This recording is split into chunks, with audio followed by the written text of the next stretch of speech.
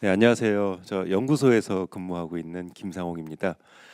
저는 교육학을 전공을 했는데요. 이게 교육학을 전공하다 보니까 항상 이렇게 사람들을 설득을 해야 되더라고요. 근데 항상 설득할 때 가장 중요한 게 상대방의 이야기를 들으라 그러는데 듣다 보면 항상 설득을 당합니다. 그래서 작가님만의 어떤 설득하는 노하우가 있는지도 궁금하고요. 그리고 그런 걸 하려고 보면 다른 사람에게 좀 가식적으로 칭찬해야 되는 말들 그런 것들을 좀 해야 될 때가 있는데 그런 적절한 방법들이 있는지 좀 궁금합니다. 예. 예, 이거 저도 잘 못하는 일이거든요.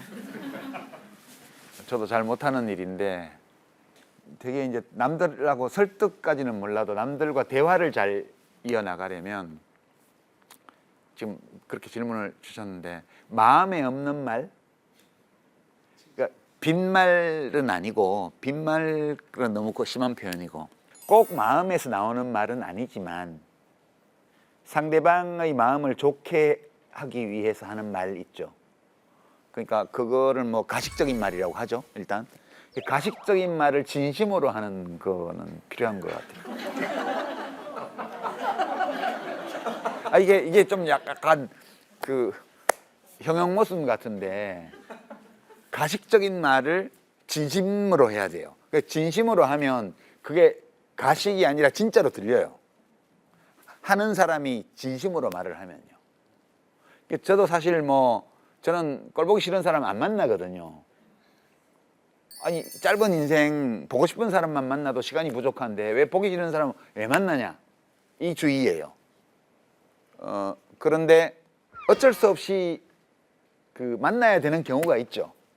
좋아하지 않아도. 예컨대 제가 예전에 썰전 이런 거 할 때 이제 그 전원책 변호사님이 되게 재밌는 분이에요. 그렇지만 제가 좋아하지는 않거든요. 근데 그분하고 매주 만나서 대화를 해야 되기 때문에 이제 이분을 좋아하는 것처럼 생각해야 돼요.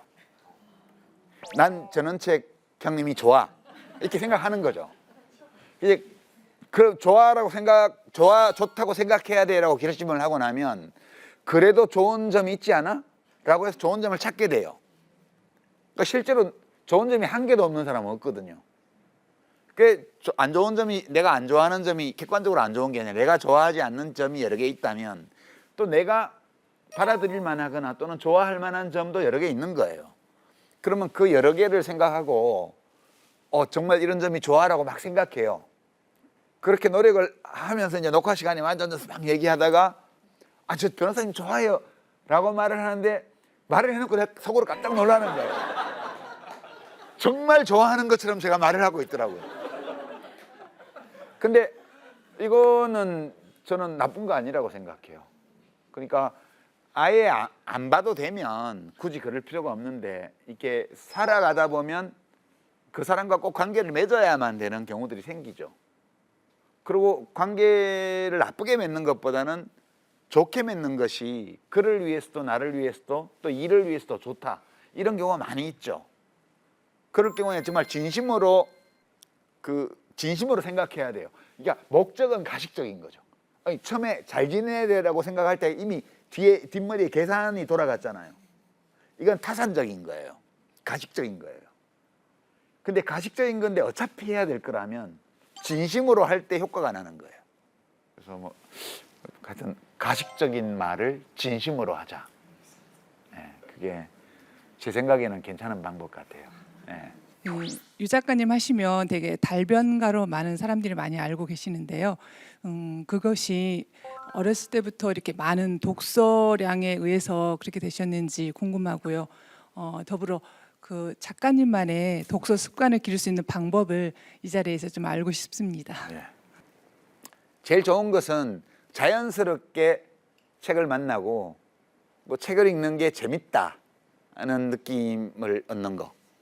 그게 제일 중요한 것 같아요. 그러니까 저는 어릴 때 이제 저희 아버지가 학교 선생님이었는데 그러니까 미군정 때 교원 자격 시험을 봐서 학교는 안 다닌 분이지만 학교는 초등학교밖에 안 나오셨지만 이제 고학하고 혼자 독학하고 그래서 교원 자격 시험에 응시해서 그때 이제 해방된 직후에 막 교사를 뽑을 때예요.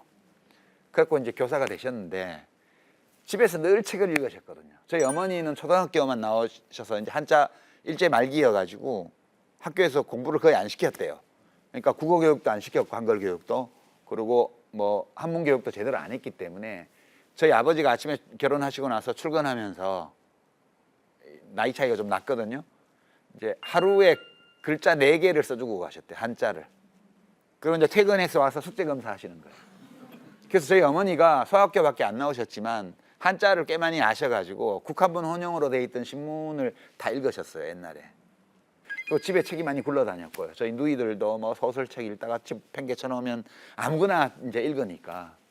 그 제가 기억나는 게 초등학교 한 3, 4학년 됐을 무렵인데 그 세로 쓰기로 되어 있는 서유기 이렇게 두꺼운 거 읽었던 기억도 나고요.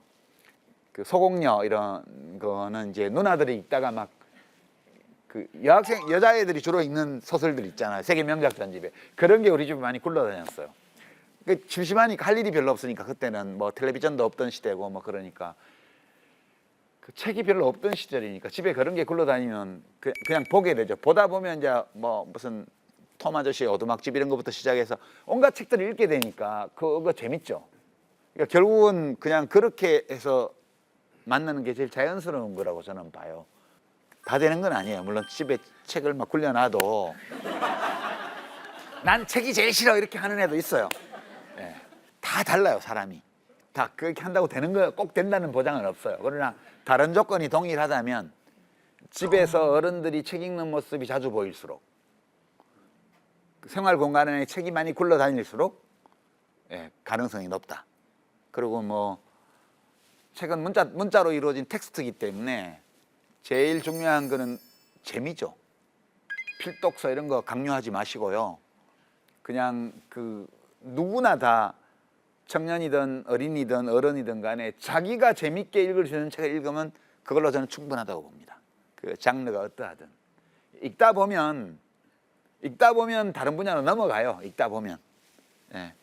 그 누가 어떻게 강제할 수가 없으니까 그냥 닥치는 대로 되는 대로 읽고 산다. 그게 제일 좋은 독서의 방법론이 아닌가, 저는 그렇게 생각합니다.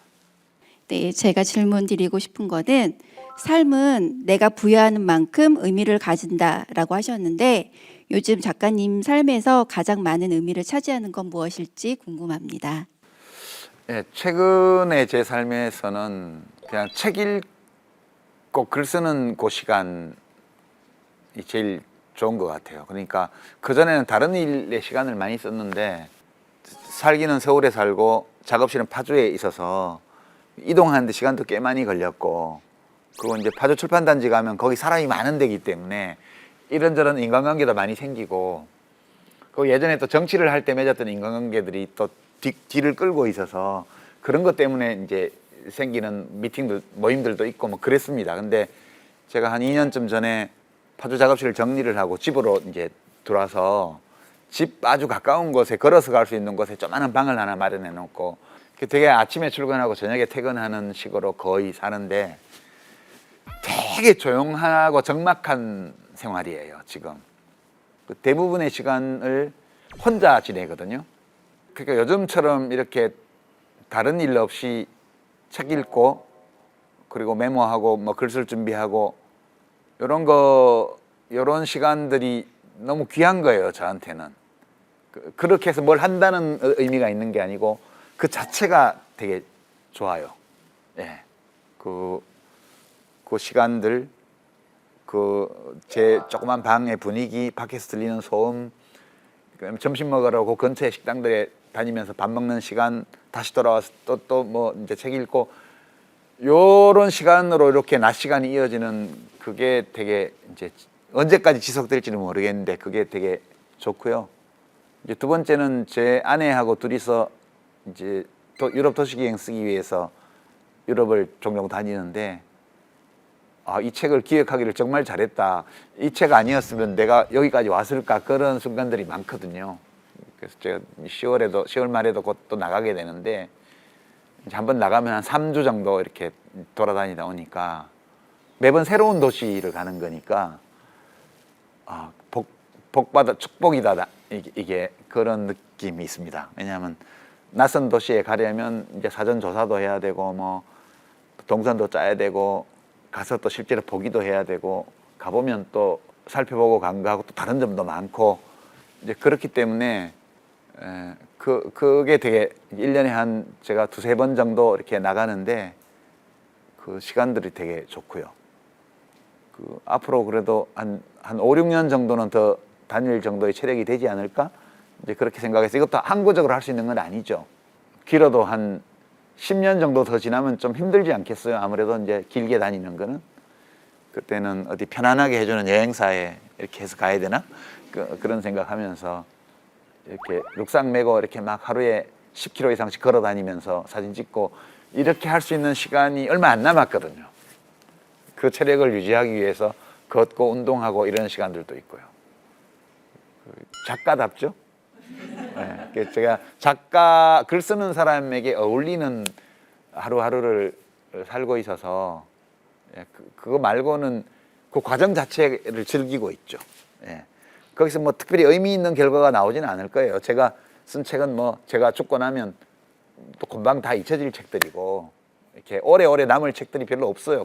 저는 다만 동시대를 살아가는 사람들하고 뭔가를 나눌 수 있으면 그걸로 충분한 의미가 있다 이렇게 생각을 하는 거니까 별 불만은 없습니다. 예. 되게 팔자 좋죠. 예. 저는 운이 되게 좋은 사람인 것 같아요. 예. 네, 다음 질문 볼까요? 오늘 강의해 주셨던 부분 정말 감명 깊게 잘 들었습니다. 감사합니다. 그래서 제가 작가님께 궁금했던 점으로 해서 말씀드리겠습니다.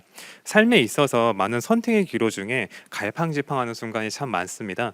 뭐 저에 대해서, 나에 대해서 제대로 알지 못해서 그런 건지 저도 항상 고민이 많은데요. 작가님께서는 그런 순간이 다가오면 어떻게 헤쳐나가셨는지가 참 궁금합니다. 이거 대답하기가 되게 쉽지 않은 질문인데요. 사람이 다 다르거든요. 이제 저 같은 경우는 이게 사실 저는 그냥 닥치는 대로 아무렇게나 살았다고 스스로 생각하는데 제 생각이 그런 거지 객관적으로 그런 방식으로 살 수 있다고 말하기는 어려운 것 같아요. 이제 저는 우선 고등학교 때 공부를 잘해가지고요. 이제 우리나라에서 제일 좋다는 대학을 나왔잖아요. 거기다 국회의원도 2번 했죠. 장관도 지냈죠. 그러니까 되게 센 놈이에요. 세속적 기준으로 보면 되게 일찍 출세해가지고 잘 나가는 놈이에요. 사람들이 막 무시하거나 그러지 않았고요. 주어진 조건이 있는데요. 그 사회적 관계 속에서 상당 부분 그게 일종의 무릎 보호대나 헬멧 역할을 해줘요. 저는 상당한 정도의 헬멧 강도, 상당한 정도의 타격을 견딜 수 있는 헬멧이나 무릎 보호대 이런 걸 차고 세상을 살았기 때문에 어떻게 보면 좀 닥치는 대로 살 수 있었다고 생각해요. 그런 한계가 있다는 점을 이제 말씀을 드리면서 일반적인 어떤 생각을 말씀을 드리자면 그냥 마음이 가는 대로 하는 게 제일 좋은 것 같아요. 마음이 가는 대로요. 그러니까 내가 내 자신에 대해서 좀 더 자부심을 느낄 수 있는 결과를 가져올 수 있는 그런 쪽으로 선택하는 게 좀은 낫지 않을까? 사실 세속적인 어떤 이익이나 이런 것을 얻는다고 해도 다른 선택을 해서 긴 시간을 살고 나면 그로 인해서 잃어버리게 될 자존감을 그게 채워줄까? 그런 것이 그런 생각은 좀 들어요. 그 전제 조건이 있어요, 그죠? 누구나 사람이 경험의 영향을 받기 때문에 저는 개인적으로 사실상 아무렇게나 해온 거나 다름없어요. 그냥 막 마음이 막 도저히 이거 못 견디겠어 싶으면 뛰쳐나가거나 이런 식으로 살아왔는데요. 그래도 안 죽고 살아남은 거는 역시 꽤 튼튼한 헬멧과 그 무릎 보호대가 있어서 그런 거지. 그러니까 다른 선택을 해도 돼요. 정말 내가 이걸 감당을 못한다. 내가 안고 있는 환경이나 조건이나 이런 거에 비춰볼 때 이제 A를 선택하는 것이 더 내가 자부심을 느끼고 당당할 수 있겠으나 이걸 내가 감당을 못해. 그럼 B를 할 수도 있는 거예요. 그거에 대해서 사실 누가 다른 사람이 평가를 못해요. 그 사람 자신만이 평가할 수 있는 거거든요. 그래서 삶은 겉보기와 다른 점이 많다 이렇게 생각해요. 저는. 그래서 누군가에 대해서 제 자신에 대해서는 타인에 대해서든 어떤 규범적인 평가, 도덕적인 평가를 할 때 그것을 겉으로 주어진 어떤 잣대로 그냥 잘라서 이렇게 하기는 어렵다.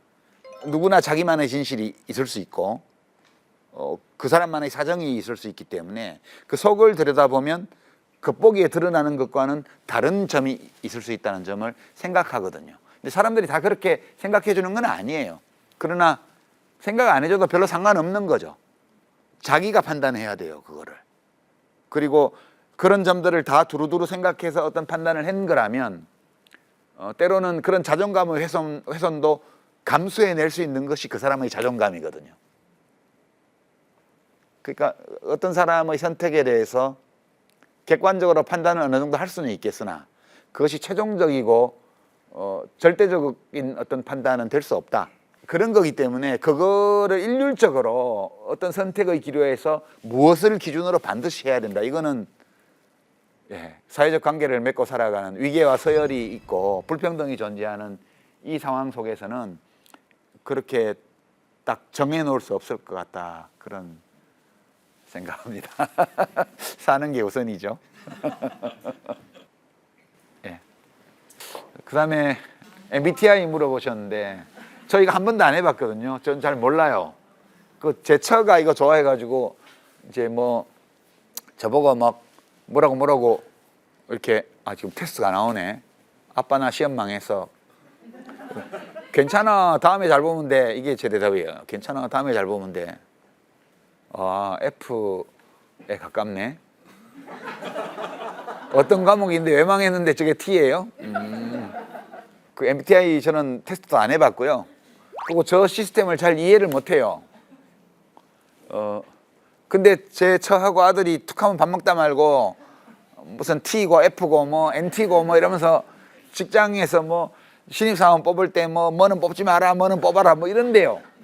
근데 저게 사실은 그냥 현상적으로 드러나는 사람들의 행동 양식을 카테고리로 묶은 거잖아요. 그러니까 4개의 카테고리에 2개씩 있으니까 2 곱하기 2 곱하기 2 곱하기 2 하면 16개네요. 그죠? 16개의 유형으로 사람들을 분류해서 그 사람을 이해하는 도구로 만들어진 건데 가끔은 저거를 오남용하는 경우도 많은 것 같아요. 이런 양식으로 행동하는 사람을 이 유형으로 묶었는데 저 사람이 왜 이런 행동을 해야 하면 이 유형이어서 그런 행동을 하는 거야. 이게 말이 돼요? 저는 저 MBTI를 잘 모르지만 저걸 보고 있으면 저건 맨 동어 반복하는 건데? 응? 그러면 유형이 뭐면 이래도 되고 유형이 이러면 다르면 그러면 안 되는 거예요? 그런 게 어디 있어요? 윤리 기준이라는 건 보편적인 건데. 그러니까 저 MBTI는 그냥 저는 어떤 욕망 우리에게 저런 것을 요구하는 욕망이 있다고 봐요. 그러니까 다른 사람을 이해해 보고 싶은 거죠. 또 나를 이해해 보고 싶고요. 나를 이해하고 타인을 이해하면 좀 더 관계를 잘 맺을 수 있고 그렇잖아요. 일이 잘 되게 할 수 있으니까 저런 거를 원하는 욕망은 있을 것 같아요. 근데 논리적으로 보면 MBTI는 그냥 토톨로지, 동어 반복이에요. 이렇게 생각하니까 저게 납득이 안 되더라고요. 저는. 그렇습니다. 이제 마쳐야 될 시간인데요.